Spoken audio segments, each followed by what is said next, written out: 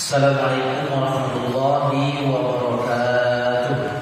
Waalaikumsalam warahmatullahi wabarakatuh. Alhamdulillahirabbil alamin wa bihi nasta'in ala umuri dunya waddin. Asyhadu an la ilaha illallah wahdahu la syarika lah wa asyhadu anna Muhammadan khairul mursalin wa ala alihi wa sahbihi wa dzurriyyatihi ajma'in. Qala Allah Ta'ala fi kitabihil karim, ya ayyuhalladzina amanu taqullaha haqqa tuqatih wa la tamutunna illa wa antum muslimun.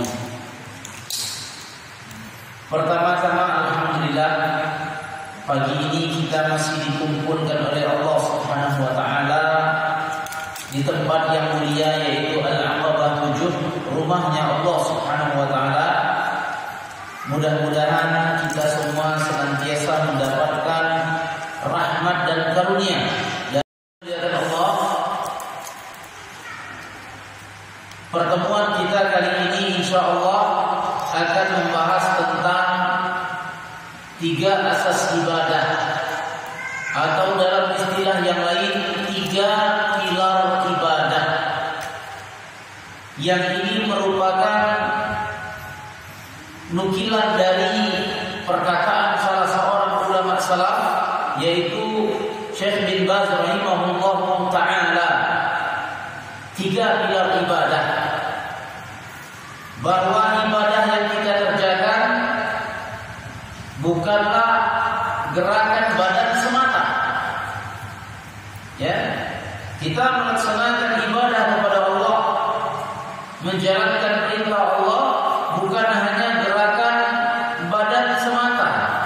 Ya, kalau sholat rukuknya, kalau sholat sujudnya, kalau haji berangkatnya, tawafnya, wukufnya, tidak hanya itu, bahwa kita mesti menghadirkan hati, kekhusyuan dalam melaksanakan ibadah tersebut. Maka pilar ibadah kita dibangun atas 3 macam. Yang pertama al-khauf, yang kedua ar-raja, dan yang ketiga al-mahabbah. 3 pilar ibadah tersebut disebutkan oleh para ulama. Yang pertama, bahwa ibadah kita mesti dilandaskan kepada takut kepada Allah. Yang kedua, bahwa ibadah kita mesti dilandaskan kepada berharap kepada Allah. Dan yang ketiga, ibadah kita mesti dilandaskan kepada cinta kepada Allah. Yang takut, harap dan cinta tersebut semuanya merupakan ibadatul qalbiyah, ibadah hati, amalan hati yang menyempurnakan amalan badan. Maka para ulama salaf menukil, apabila seorang hamba melakukan ibadah kepada Allah, yang apabila ibadahnya itu hanya didasari dengan cinta belaka, tanpa khauf dan tanpa raja, tanpa berharap dan tanpa takut, ibadahnya cuma dasar cinta saja, maka orang ini jatuh kepada kelompok zindik. Ini bahayanya ibadah yang apabila kosong daripada 3 pilar. Yang kedua, apabila seseorang itu, kata para ulama salaf, beribadah hanya berdasarkan, berlandaskan kepada takut saja kepada Allah, maka ini akan mengarahkan seseorang kepada kelompok khawarij, yang mereka itu sesat dan menyesatkan. Kalau seandainya landasannya hanya kepada takut saja, atau misalkan seseorang itu beribadah berlandaskan kepada roja saja, harap saja, maka dia akan jatuh kepada kelompok yang juga sesat, yaitu al-murji'ah. Makanya teman-teman sekalian, 3 pilar ibadah yang pertama cinta, yang kedua takut, dan yang ketiga harap. Apabila luput salah satu di antara yang tiga tersebut, maka akan terjebak dalam kelompok-kelompok yang menyimpang. Mudah-mudahan bisa dipahami. Kalau seandainya ada hal yang nanti mau ditanyakan, kita persilakan. Kalau ada hal-hal yang perlu dimengerti, dipersilakan untuk bertanya. Dan insya Allah di sini alhamdulillah dengan izin Allah ada hadiah dari masjid kita Al-Qabah 7, yaitu USB light.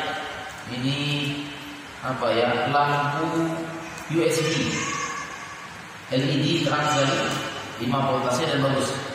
Bagi teman-teman yang punya apa itu, colokan HP, itu bisa dicolok dan langsung hidup ya. Bagus sekali. Nah, ini akan diperuntukkan bagi mereka 3 penanya pertama. Dan insya Allah tidak tertutup kemungkinan bagi ibu-ibu nanti bisa melayangkan pertanyaannya melalui kertas. Jadi 3 penanya pertama akan mendapatkan lampu ini insya Allah, lampu USB, bagus sekali. Nah, insya Allah akan kita bahas satu persatu 3 pilar ibadah. Ya, maka ibadah kita, sholat kita, zakat kita, segala bentuk ibadah yang kita kerjakan harus ada 3 ini. Ya, tidak boleh kosong daripada 3 ini. Cinta, harap, dan takut kepada Allah. Apa maksud daripada 3 pilar ibadah tersebut? Nah, mari kita insya Allah akan kita jelaskan satu persatu. Yang pertama, bahwa kita wajib beribadah kepada Allah dengan landasan cinta kepadanya. Ya, tidak sempurna ibadah kita, ya, dinilai cacat ibadah kita apabila kita melaksanakan ibadah kepada Allah dengan tanpa dilandaskan kepada cinta kepada Allah Subhanahu wa taala. Apa makna seorang hamba mencintai Allah dalam melaksanakan ibadah? Bahwa seorang hamba yang mencintai Allah dalam melaksanakan ibadah, bahwa hamba tersebut rela untuk melaksanakan segala bentuk perintah Allah dan rela untuk meninggalkan segala bentuk larangan Allah Subhanahu wa taala. Bahwa seorang hamba melaksanakan perintah, meninggalkan larangan dengan rasa yang senang. Tidak ada beban baginya untuk melaksanakan perintah tersebut. Misalkan kita diperintahkan oleh Allah untuk melaksanakan sholat subuh, melawan ngantuk dan capek. Seorang hamba yang mencintai Allah dalam melaksanakan sholat subuh, maka tidak akan menjadi halangan baginya ngantuk dan capek. Kenapa? Karena sholat subuhnya didasarkan dengan cinta, sehingga dia dengan lapang dada, dengan rela, dengan senang hati, dengan segala bentuk kemudahan dia melaksanakan ibadah tersebut. Bukan hanya sholat subuh, segala bentuk ibadah, termasuklah misalkan naik haji, ya. Naik haji itu kalau kita landaskan kepada cinta, maka mudah bagi mereka yang mampu. Puasa di bulan Ramadan, ya, puasa di bulan Ramadan itu kan ibadah yang tidak disenangi oleh manusia. Lapar dan haus itu adalah perkara yang tidak disenangi oleh manusia. Siapa yang mau lapar? Tidak ada. Bahkan lapar itu adalah di dalam Al-Baqarah disebut oleh Allah musibah. Rasa lapar adalah musibah, cobaan. Al-ju', kami akan mencoba orang-orang yang beriman dengan rasa lapar, kata Allah Subhanahu wa taala. Wal-ju' wa naqsim minal amwal, kurangnya harta, kurangnya jiwa. Nah, rasa lapar ini adalah ujian atau musibah. Maka seorang hamba yang melaksanakan puasa di bulan Ramadan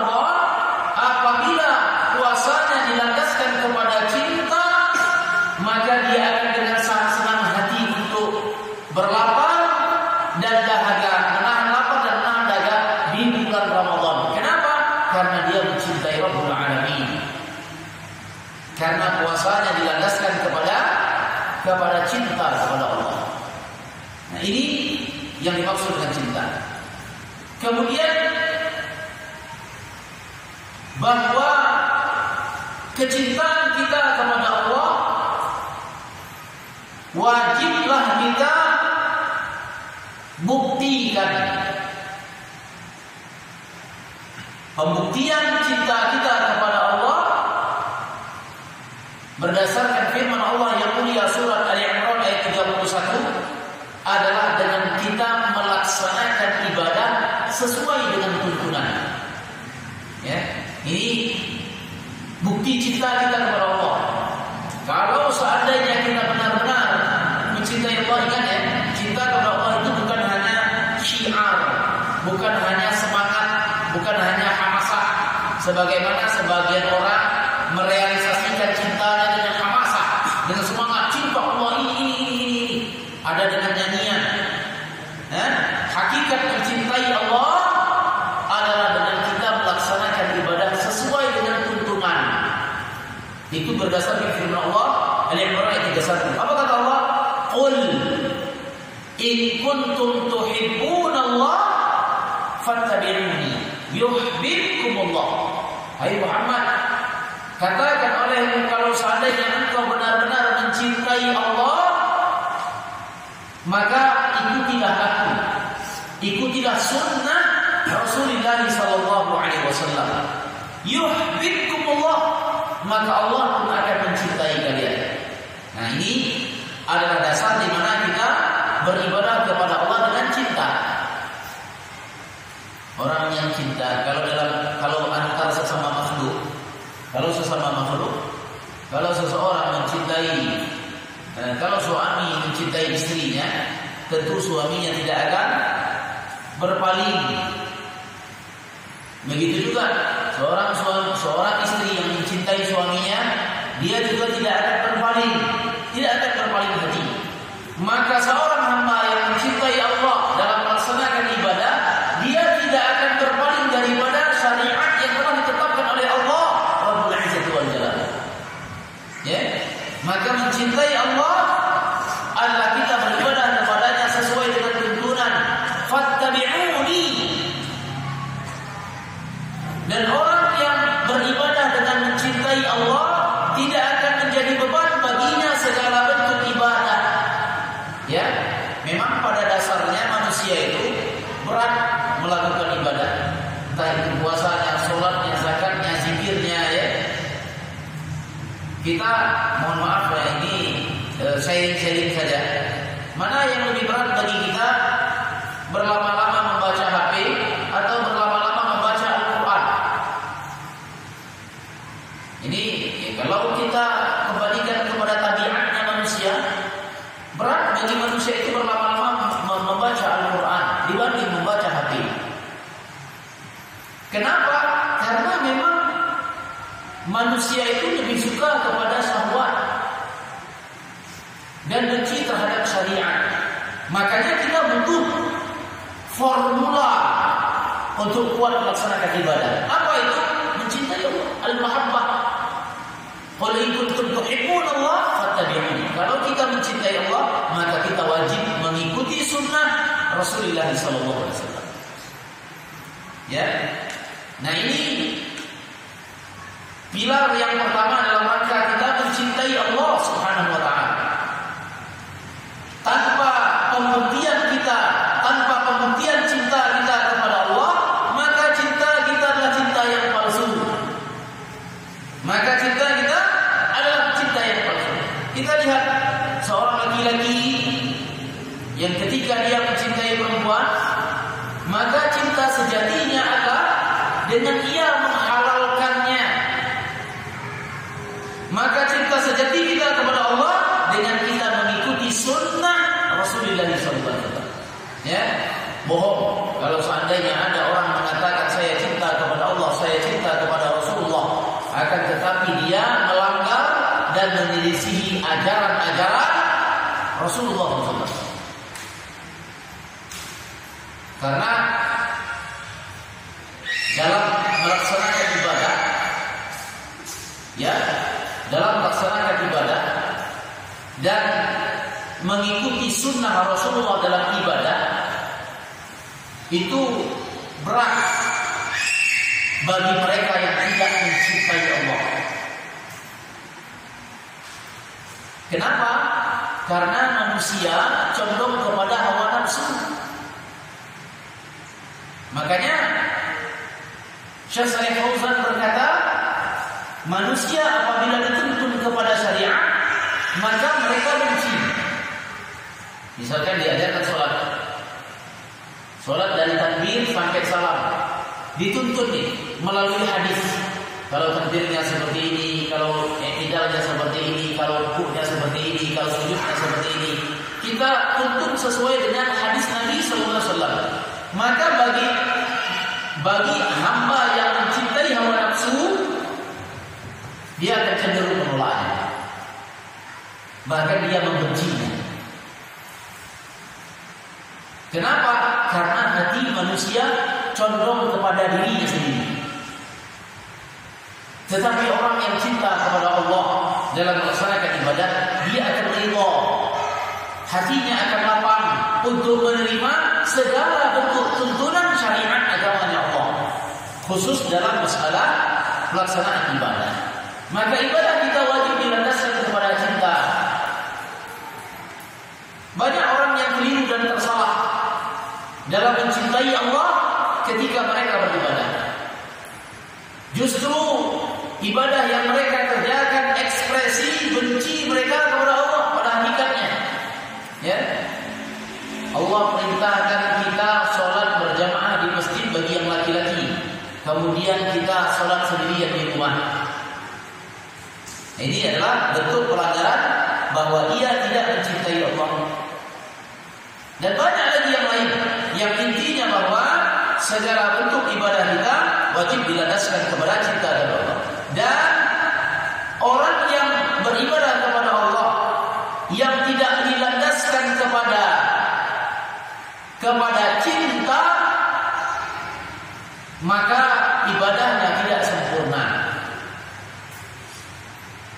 Hadis yang diriwayatkan oleh Imam Muslim, Rasulullah SAW bersabda, "Al-mar'u ma'a man ahab."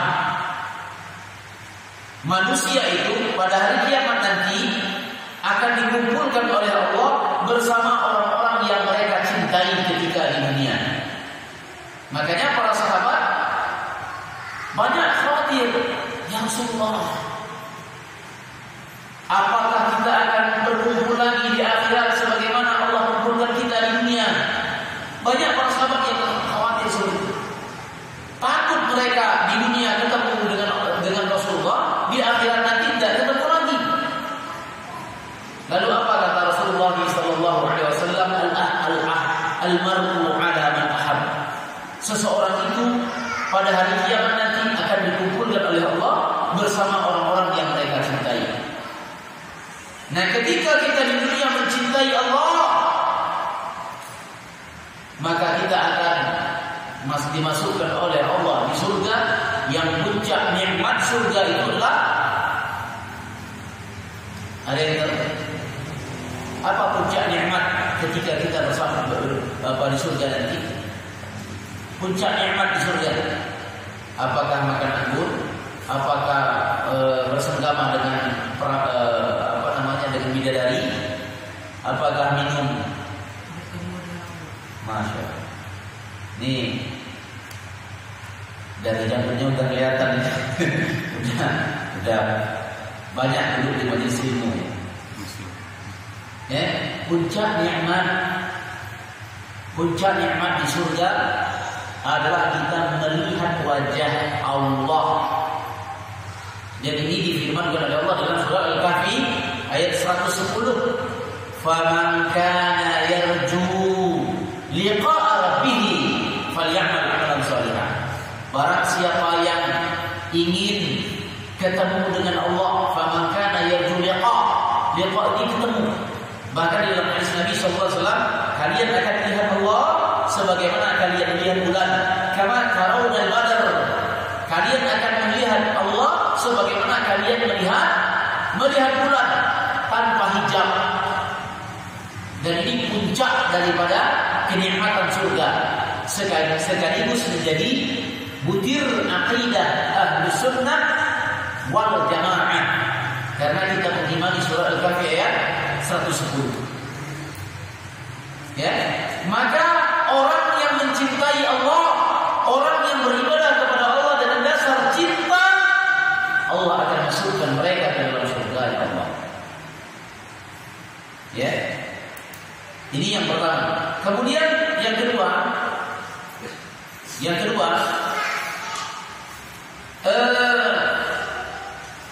pilar ibadah kita kepada Allah yaitu dengan landasan takut kepada Allah Subhanahu wa taala. Masya Allah. Ya. Ibadah kita tidak dikatakan sempurna yang apabila tidak disandarkan dengan takut kepada Allah. Karena orang-orang yang takut kepada Allah adalah orang-orang yang bertakwa. Mari kita baca surat Al-Anbiya ayat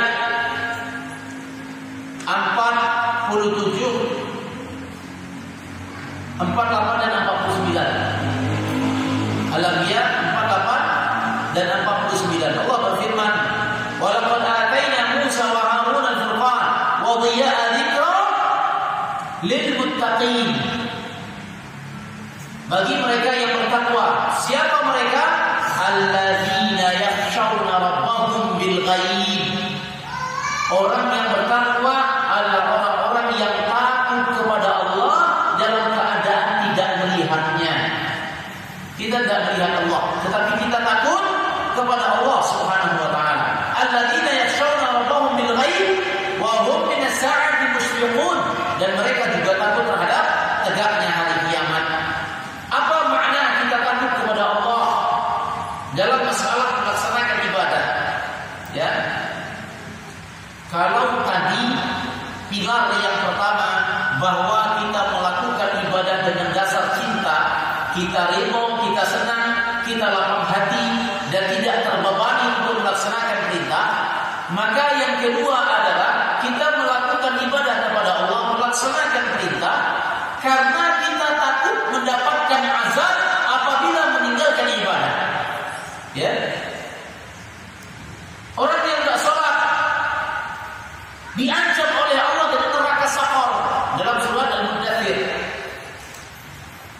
Apa kata Allah? Qalu ma salakakum fi saqar? Qalu lam nakum minal musallin. Dalam surat Al-Mudaththir Allah berfirman, apa yang menyebabkan kalian masuk ke dalam api neraka? Lalu mereka menjawab, lam nakum minal musallin, karena kami meninggalkan salat. Maka orang yang meninggalkan salat diancam oleh Allah dengan neraka Saqar, akan dibakar oleh Allah hidup-hidup selama-lamanya. Maka wajib kita melaksanakan salat dengan dasar cinta, lapang hati, dengan senang hati, dengan kerelaan, kemudian disertai dengan rasa takut. Apabila tidak salat, dibakar oleh Allah di dalam neraka Saqar. Ini adalah kesempurnaan ibadah kita dalam melaksanakan kesempurnaan pelaksanaan ibadah kita kepada Allah Subhanahu wa taala. Jadi kalau seandainya orang melakukan ibadah dengan tanpa dasar takut kepada Allah, maka ibadahnya tidak sempurna. Artinya dia tidak memiliki keimanan yang kuat.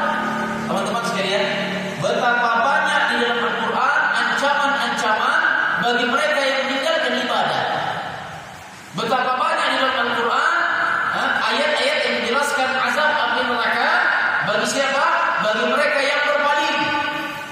Maka orang yang beriman ketika melaksanakan ibadah lalu dia tidak merasa takut kepada Allah, artinya ayat-ayat Allah tidak berpengaruh di dalam hatinya. Ya, ingat, tanda orang yang beriman adalah ayat-ayat Allah menggetarkan hatinya.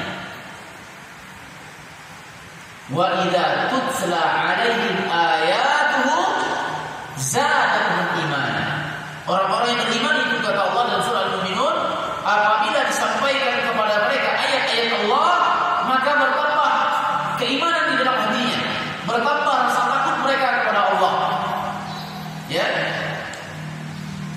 Kita berdoa kepada Allah. Yad'una rabbahum khaufa. Berdoa kepada Allah dalam keadaan kita takut kepadanya. Beristighfar kepada Allah dalam keadaan kita takut daripada azabnya. Jadi makna takut kepada Allah adalah kita takut diazab oleh Allah.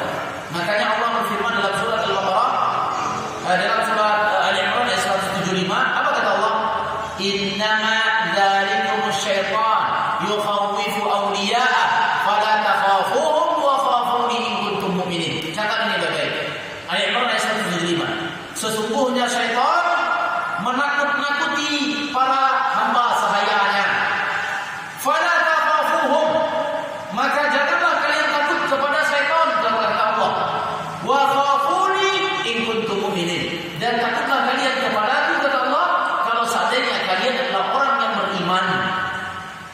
Al-Imran ayat 175. Artinya bahwa takut kepada Allah adalah tanda kesempurnaan iman. Dan haram hukumnya takut kepada selain Allah. Ya. Jadi ini al-khauf. Maka ibadah kita wajib berlandaskan kepada cinta dan takut. Cinta kepada Allah, kita melaksanakan ibadah itu dengan senang hati. Takut kepada Allah, bahwa kita tidak mau meninggalkan ibadah yang Allah wajibkan kepada kita karena takut daripada azabnya. Ya. Kemudian yang terakhir, jadi ini menjadi penutup kajian kita, insyaallah akan kita lanjutkan nanti dengan tanya jawab. Kemudian yang terakhir, bahwa ibadah kita memiliki pilar yang ketiga, yaitu ar-raja. Menjadi sempurna ibadah kita apabila kita melakukan ibadah dalam keadaan kita berharap kepadanya. Dan ini difirmankan oleh Allah dalam surat Al-Kahfi ayat 110 tadi. Faman kana yarju, raja yarju. Faman kana yarju, barang siapa yang berharap liqa'a rabbih, untuk bertemu dengan Rabb-nya. Al-Kahfi ayat 110. Barang siapa yang berharap untuk bertemu dengan Rabb-nya, falyamal amalan salihah, maka hendaklah dia beramal saleh. Artinya apa? Bahwa ketika kita beribadah, bahwa ketika kita melaksanakan amal saleh, wajib dilandaskan kepada pengharapan kepada Allah Subhanahu wa taala. Kita bermajelis ilmu yang kita harapkan apa? Mendapatkan rahmat, didatangkan oleh Allah malaikat berdasarkan hadis riwayat Imam Muslim, kemudian disebut oleh Allah nama kita satu persatu di hadapan para malaikatnya. Dan banyak harapan kita. Kita berdoa, apa yang kita harapkan? Ijabah. Kita salat, apa yang kita harapkan? Babus salat, pintu salat, gerbang masuk surga. Jadi banyak yang kita harapkan. Dan ini merupakan ibadah yang menuntun kita untuk ikhlas. Bahwa landasan ibadah kita adalah kita berharap hanya kepada Allah. Ya. Jadi barang siapa yang mau bertemu dengan Allah, maka hendaklah dia beramal saleh. Amal saleh di sini dimaksudkan adalah amal saleh adalah amalan yang memenuhi dua syarat. Yang pertama ikhlas, dan yang kedua mutaba'ah, sesuai dengan tuntunan. Itu dikatakan amal saleh. Kalau antum ditanya apa makna daripada amal saleh? Amal saleh adalah amalan yang ibadah yang dikerjakan dengan keikhlasan tanpa ada kesyirikan. Kemudian yang kedua dilandaskan kepada tuntunan dari Nabi Muhammad sallallahu alaihi wasallam. Maka itu adalah amalan yang saleh. Kira-kira seperti itu. Maka inilah tiga landasan utama dalam kita melaksanakan ibadah kepada Allah. Yang pertama cinta, dan yang kedua takut, dan yang ketiga berharap. Apabila ibadah kita, ini ingat ya, ini amalan hati.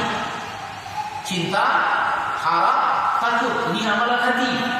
Yang apabila amal ibadah kita kosong daripada yang tiga ini, tiga amalan hati ini, maka dinyatakan ibadah kita adalah ibadah yang sia-sia. Kenapa? Ibarat bangunan tanpa tiang, ibarat bangunan tanpa fondasi. Apa yang terjadi? Hancur. Maka ibadah tanpa pilar binasa. Apa pilar ibadah? Cinta, harap, dan takut kepada Allah Subhanahu wa taala. Bisa tergambarkan? Kalau seandainya sudah tergambarkan, kalau alhamdulillah, mudah-mudahan menjadi ilmu yang bermanfaat. Ingat ya, nanti sholat kita, puasa kita, segala untuk ibadah kita mesti dilandaskan dengan tiga pilar tersebut. Kalau ada yang mau bertanya, kita persilakan, dan insya Allah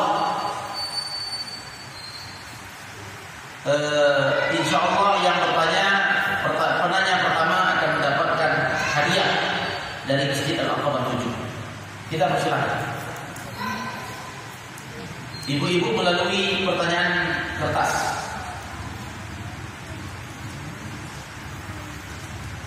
Ayo jangan malu dapat hadiah nih langsung.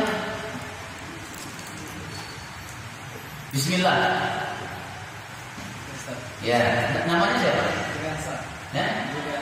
Yudiansa. Assalamualaikum warahmatullahi wabarakatuh. Waalaikumsalam.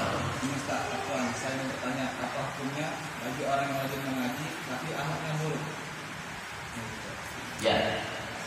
Apa hukumnya bagi orang yang rajin mengaji tetapi akhlaknya buruk? Ya.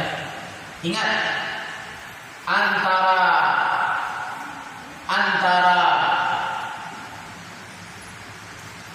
ilmu dengan akhlak adalah sesuatu yang berbeda.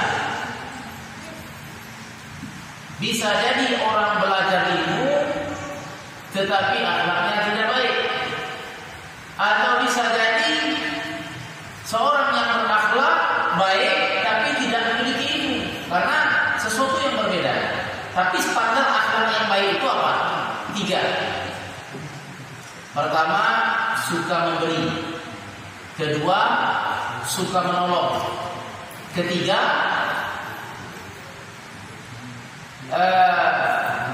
pandai bermuamalah. Kalian berikan ASI kepada perempuan yang dungu, kata Rasulullah SAW. Hadisnya dari Aisyah. Jangan kalian berikan ASI anak kalian kepada perempuan yang dungu, karena air susu mengalirkan sifat. Kan di zaman Nabi itu kan ada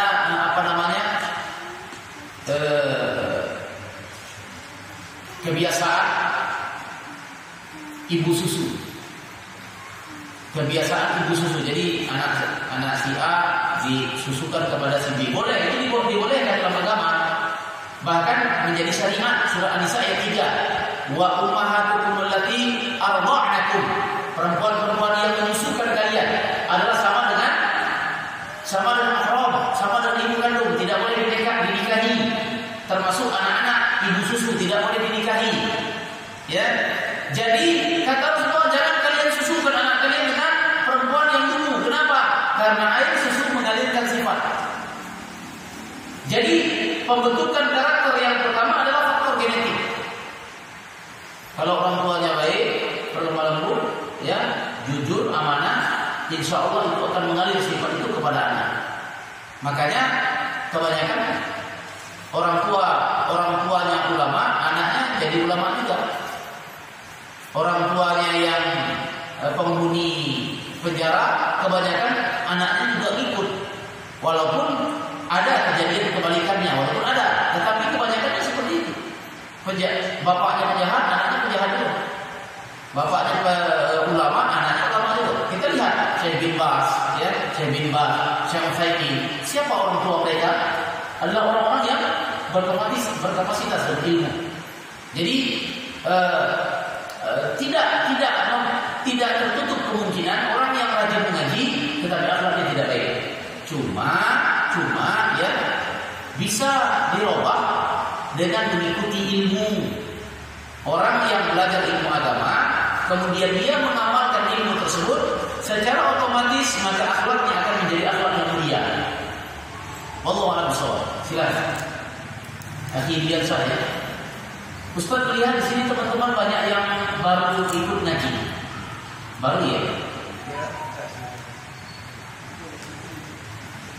Barakallahu fiik. Masih ada yang menanya dari ibu-ibu, bisa lewat kertas? Dijatuhin aja nggak apa-apa. Dijatuhin aja nggak apa-apa. Kertasnya dijatuhin aja. Kalau ada dari ibu. Kelanjutannya dari bapak-bapak silakan. Ini bagus ya. Jadi ini lampu emergency atau lampu tidur bisa juga ya. Jadi kalau kita colokkan ke, ini kan USB-nya ya, kita colokkan ke colokan casan charger HP, maka dia akan menyala. Biasanya lampu itu kan colokannya pakai colokan listrik itu kan. Nah kalau ini tidak USB. Di laptop bisa juga. Power bank juga bisa. Power bank. Ada pertanyaan silakan. Dapat lampu. Kalau nggak ada pertanyaan balik bantar ini nanti. Ya silakan. Assalamualaikum warahmatullahi wabarakatuh. Waalaikumsalam. Karena bertanya tentang mungkin azas cinta lah. Asas cinta. Kelompok Sufia, dari Sufia kan pernah ada dengar kalau dia beribadah tidak mengharapkan surga katanya. Terus bukan karena takut neraka, cuma nyari ridha Allah. Padahal kan di dalam ayat Al-Quran banyak penjelasan tentang ancaman, tentang harapan yang diberikan Allah. Ya. Itu penyebab mereka kayak gitu gimana? Ya. Biar kita bisa menjadi subhan-subhannya. Ya, barakallahu.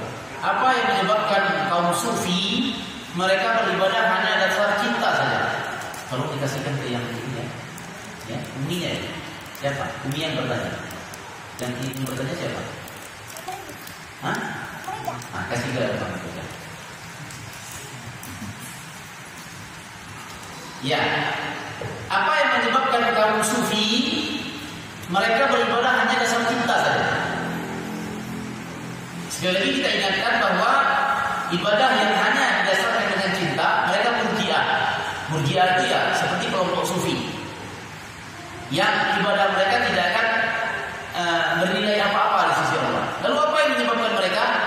Ingat ya bahwa murji'ah dan sufi dasar akidah mereka adalah beribadah kepada Allah dengan dasar cinta. Itu sudah menjadi apa ya? Sudah menjadi ideologi mereka. Ketika seseorang itu masuk ke dalam kelompok sufi, maka sudah include beribadah dengan dasar cinta saja, itu sudah include. Kenapa? Karena itu adalah dasar akidah mereka. Jadi sebab daripada ibadah mereka karena cinta itu adalah karena itu adalah dasar akidah mereka.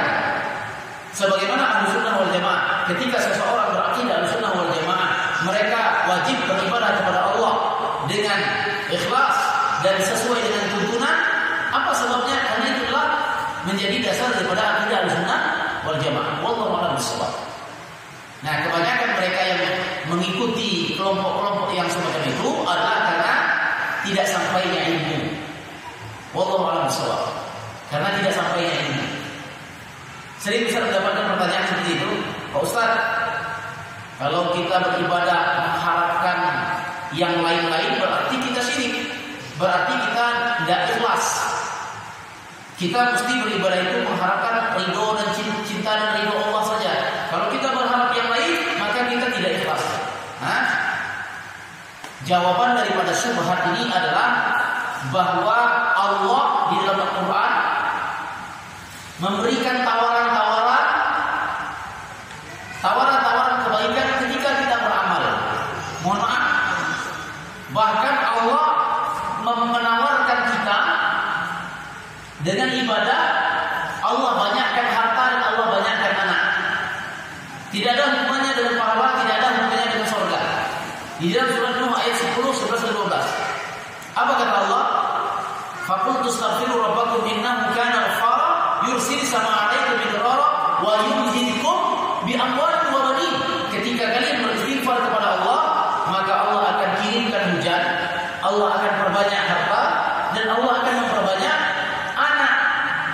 Jadi boleh tidak kita beristighfar dengan mengharapkan supaya dapat banyak anak, supaya diperbanyak oleh Allah harta? Boleh, karena itu dari Allah. Surat Nuh ayat 10, 11 dan 12.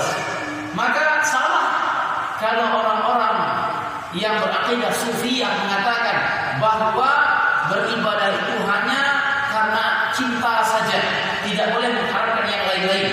Maka ini adalah kekeliruan yang nyata. Wallahu a'lam bishawab. Assalamualaikum warahmatullahi wabarakatuh. Ustaz, hadiahnya kan? oh iya, iya silakan. Mohon maaf ya. Ya, Ustaz,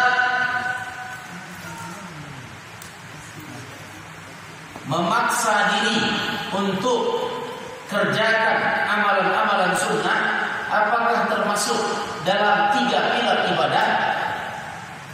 Memaksa diri untuk mengerjakan amalan-amalan sunnah, apakah termasuk 3 pilar ibadah? Jawabannya tidak. Memaksa diri untuk mengamalkan sunnah, apakah termasuk pilar ibadah? Jawabannya tidak. 3 pilar ibadah itu cuma 3 tadi ya: cinta, takut, dan harap. Kalau memaksakan diri mengamalkan sunnah, kita melihat sifat pemaksaannya itu. Kalau sifat pemaksaannya itu adalah dalam rangka agar kita terbiasa dengan sunnah, agar kita bisa sungguh-sungguh dalam mengamalkan sunnah, maka yang demikian itu dibolehkan. Karena kata Ustaz Abdullah Taslim bahwa agar kita mencintai amal soleh mesti diawali dengan paksaan dulu. Misalkan kita puasa Senin Kamis berat ya, tapi kita paksain dulu. Kita awali dengan paksaan. Kalau konteksnya seperti itu boleh. Kalau konteksnya seperti itu boleh. Tapi kalau seandainya memaksakan suatu amalan dalam keadaan kita sulit mengamalkannya, maka ini tidak dibolehkan. Misalkan contoh, kita pengen umroh, uang kita tidak ada nih, tapi kita pinjam sana sini untuk naik umroh supaya bisa umroh. Nah ini adalah memaksakan mengamalkan sunnah, tapi tidak dalam koridornya, tidak boleh. Allah berfirman dalam surat At-Taghabun, fattaqullaha mastata'tum. Bertakwalah kalian sesuai dengan kemampuan kalian. La yukallifullahu nafsan illa wus'aha. Tidak boleh kita melampaui batas dalam mengamalkan sunnah Rasulullah sallallahu alaihi wasallam. Ya, jadi kita lihat konteks daripada pertanyaan ini. Kalau memaksakan diri agar kita sungguh-sungguh mengamalkan sunnah boleh, masalah. Tapi kalau memaksakan diri dalam mengamalkan sunnah, akan tetapi dalam kondisi yang situasi yang genting dan darurat seperti tadi, maka ini tidak boleh. Wallahu a'lam bishawab. Contohnya juga misalkan memaksakan mengamalkan sunnah tapi tidak benar. Orang yang sudah umur 80 tahun misalnya, sudah sakit-sakitan, kemudian sulit baginya untuk berpuasa di bulan Ramadan, lalu dia memaksakan diri untuk puasa di bulan Ramadan, padahal baginya pilihan untuk membayar fidyah, tapi dia paksakan untuk berpuasa, maka ini tidak boleh. Kenapa? Karena ada jalur yang lain untuk membayar fidyah, seperti yang dilakukan oleh Anas bin Malik. Anas bin Malik, beliau menggantikan puasa yang beliau tinggalkan karena beliau tidak sanggup lagi dengan beliau membayar fidyah. Ya, wallahu a'lam bishawab.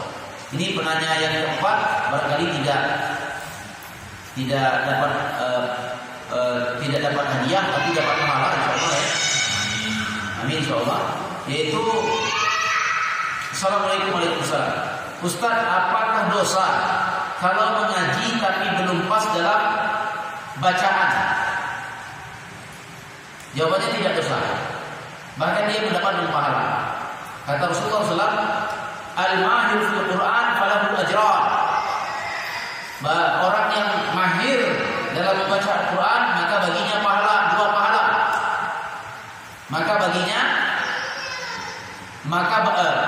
mohon maaf. Al-mahir fil Quran ma'al kiramil bararah. Orang yang bagus baca Al-Qur'annya maka kedudukannya bersama orang-orang yang mulia. Wa man yata'afi, dan barang siapa yang terbata-bata membacanya falahu ajran, maka baginya 2 pahala.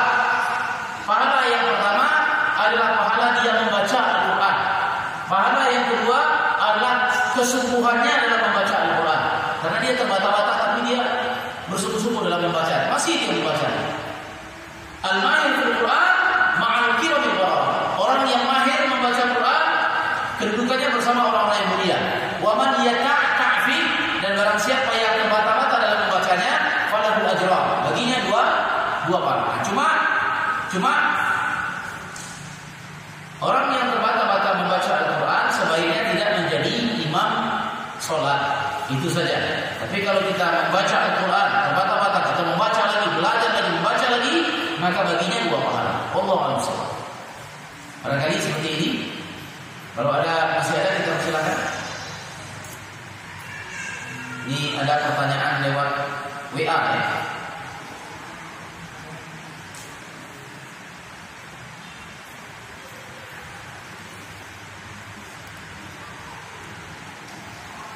Panjang pertanyaannya. Barangkali ini pertanyaan penutup ya. Pertanyaan penutup. Assalamualaikum Ustaz. Waalaikumsalam. Saya ingin bertanya. Beberapa hari yang lalu uak kandung saya meninggal dunia. Sepupu-sepupu saya mengadakan tahlilan untuk uak saya tadi. Karena saya merasa beliau keluarga dekat saya, lantas saya datang ke rumah uak tadi yang sedang melaksanakan tahlilan. Tetapi saya hanya duduk di belakang rumah uak saya sambil main HP dan tidak berkumpul bersama orang-orang yang tahlilan. Nah, apa hukum saya mendatangi acara tersebut, di mana acara tersebut bukanlah ajaran Rasulullah SAW? Apakah sudah melakukan bid'ah? Dan hukum memakan makanan di acara tersebut? Ya, barangkali ini adalah pertanyaan yang sering dan pertanyaan yang tidak asing lagi.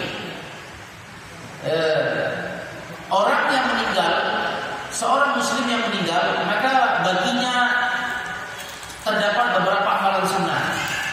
Orang yang meninggal, kaum muslimin beserta keluarganya ada beberapa amalan sunnah. Di antaranya adalah sebagaimana yang digambarkan oleh hadis dari Abu Hurairah, "Idza mata fattabi'hu." Amalan sunnah bagi mereka yang baru meninggal, bagi keluarga dan kaum muslimin adalah idza mata fattabi'hu. Apabila ada yang meninggal maka urus jenazahnya. Ittiba'ul jenazah, mengurus jenazah di antaranya dengan 4 cara. Pertama, memandikan, yang kedua mengafani, yang ketiga menyolatkan, dan yang keempat menguburkan. Adapun doa di dalam sholatnya sudah terdapat di doa. Kemudian secara kaum muslimin secara umum sudah juga mendapatkan doa dari. Jadi 4. Kemudian setelah meninggal tersebut, bagi keluarga yang ditinggalkan, ya, dianjurkan bagi kita untuk bertakziah selama 3 hari. Sebagaimana yang dilakukan oleh Rasulullah kepada keluarga Ja'far. Akan tetapi 3 hari tersebut adalah masa di mana kita boleh mengunjungi keluarga yang ditinggalkan dengan 2 tujuan. Pertama, memberikan nasihat agar mereka bersabar. Yang kedua, memberikan bantuan. Ini sunnah Rasulullah. Rasulullah ketika keluarga Ja'far meninggal, beliau mengirimkan gandum, memberikan bantuan, atau datang memberikan nasihat agar mereka terasa ringan dengan musibah yang mereka hadapi. Dan tidak ada tuntunannya bagi orang yang keluarga yang ditinggalkan untuk bersedekah. Secara baik itu secara dalil ataupun secara akal. Secara dalil tidak ada dalilnya orang yang keluarga yang meninggal dianjurkan untuk bersedekah masa 3 hari atau seminggu atau 40 hari. Tidak ada dalilnya dianjurkan untuk bersedekah. Kalau pernikahan dianjurkan keluarga yang menikah untuk bersedekah, iya. Ingat ya, sedekah itu adalah ekspresi daripada rasa syukur. Itu ingat, catat baik-baik. Sedekah adalah ekspresi rasa syukur. Dalam kitab Minhajul Qasidin, cara mensyukuri nikmat Allah di antaranya pertama, mengucapkan alhamdulillah berlisan. Kedua, melakukan ibadah dengan anggota badan, rukuk dan sujud, tawaf dan wukuf. Ketiga adalah dengan kita membelanjakan sebagian harta kita di jalan Allah. Itu adalah cara kita mensyukuri nikmat Allah. Kalau seandainya ada keluarga kita meninggal kemudian kita bersedekah, artinya apa? Bersyukur kita keluarga kita sudah mati. Ingat, sedekah adalah rasa syukur, wujud syukur kita kepada Allah. Apakah keluarga kita, orang tua kita mati kemudian kita bersyukur? Tidak. Dan tidak ada dalilnya. Maka amalan bagi mereka yang ditinggalkan, keluarga yang ditinggalkan, membuka rumah selama 3 hari untuk mereka bertakziah dengan tujuan memberikan bantuan. Datang dan pergi, datang dan pergi. Tidak diprogramkan. Oh, sudah maghrib datang rame-rame. Nanti itu akan dijadikan keluarga yang ditimpa atau musibah. Dan itu sebenarnya sudah diklarifikasi oleh Ustaz Idrus Ramli ketika beliau berdialog dengan Ustaz Firanda di Riau. Ustaz Firanda menukil perkataan ulama Syafi'iyah di kitab I'anatul Talibin bahwa ulama Syafi'iyah mengakui makan-makan, kumpul-kumpul di tempat orang yang sudah meninggal termasuk bid'ah al-munkarah. Dan itu diakui oleh Ustaz Idrus Ramli, ada di YouTube-nya. Tetapi beliau berdalil bahwa ini adalah kebiasaan masyarakat. Apabila kita tinggalkan, maka kita akan dimusuhi oleh masyarakat. Perkataan Idrus Ramli. Kemudian di dalam kitab I'anatul Talibin dikatakan, ulama Syafi'iyah mengatakan bahwa ini adalah bid'ah munkarah, bid'ah yang diingkari. Siapapun yang memeranginya dapat pahala. Dan itu diterima oleh Ustaz Idrus Ramli. Sudah jelas kan? Barangkali ini tidak kita perpanjang. Kita cukupkan dulu. Mudah-mudahan bermanfaat. Terima kasih banyak. Subhanallahumma bihamdika asyhadu an la ilaha illa anta astaghfiruka wa atubu ilaik. Wa sallallahu ala nabiyyina Muhammad wa ala alihi wa sahbihi wasallam. Wa akhiru da'wana alhamdulillahi rabbil alamin. Insyaallah untuk pekan yang akan datang insyaallah akan kita adakan lagi kajian. Mudah-mudahan rutin setiap Ahad kajiannya tematik seperti ini. Pekan datang Ahad mendatang insyaallah akan kita datang lagi. Barakallahu fiikum. Assalamualaikum warahmatullahi wabarakatuh. Pekan keempat atau pekan depan? Pekan depan. Masih ada pertanyaan? Enggak, ini pekan jadwalnya pekan pertama, pekan keempat. Ini pekan mendatang apa pekan keempat? Insyaallah setiap pekan kita. Setiap pekan. Jamnya insyaallah ya kalau bisa jam 8 jam 8. Kalau memang tidak mungkin jam 8 jam 8.30. Insyaallah setiap Ahad kita akan kajian terus. Insyaallah. Ya, barangkali ini yang bisa kita sampaikan. Terima kasih. Akan kita nanti sebarkan kepada teman-teman infonya. Jazakumullah khairan.